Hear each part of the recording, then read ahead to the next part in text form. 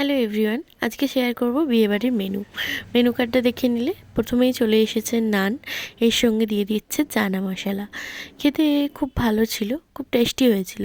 Simple খাবার করেছিল কিন্তু খেতে টেস্ট ছিল। চানা মশলার নানটা খাওয়ার পরেই দিয়ে দিল ডিমের টেবিল।